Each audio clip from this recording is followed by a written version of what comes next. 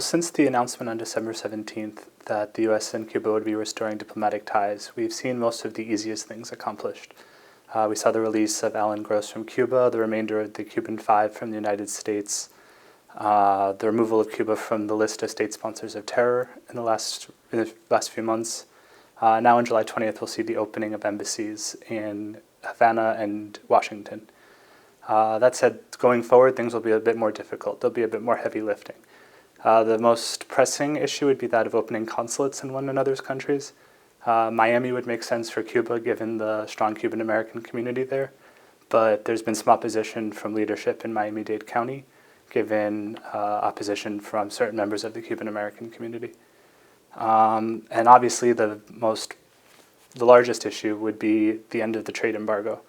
But that's going to be very difficult in the near term, given that there's strong Republican opposition in the US Congress.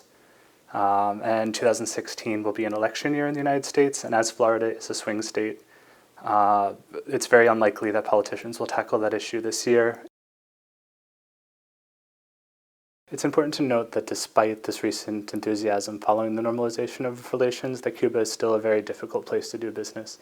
It's a heavily government-controlled economy. There's reams of red tape, a murky legal system. Around 60% of foreign businesses that enter into agreements with the Cuban state fail. And many European and Canadian executives have ended up in prison based on allegations of corruption. So it's not the best business environment so far.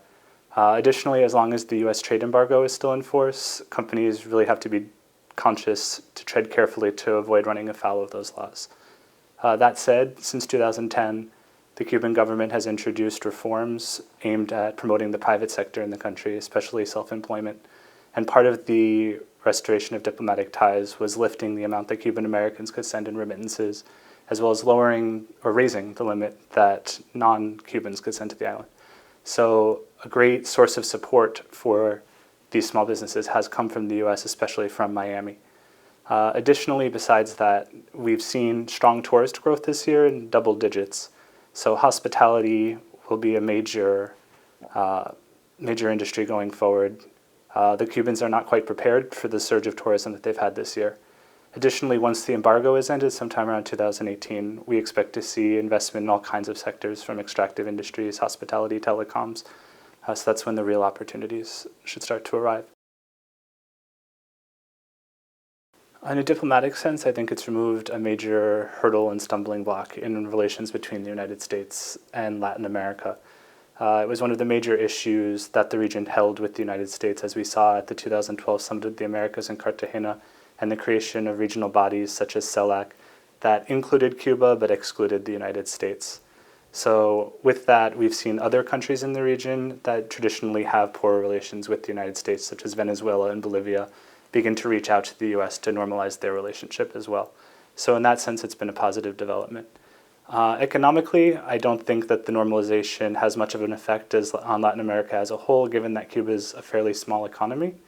But for the Caribbean, especially countries like Jamaica, the Dominican Republic, and the Bahamas, it poses a threat to tourism, especially as the travel ban, which we expect will be weakened and eventually done away with, encourages more American travelers to choose Cuba over these neighboring countries.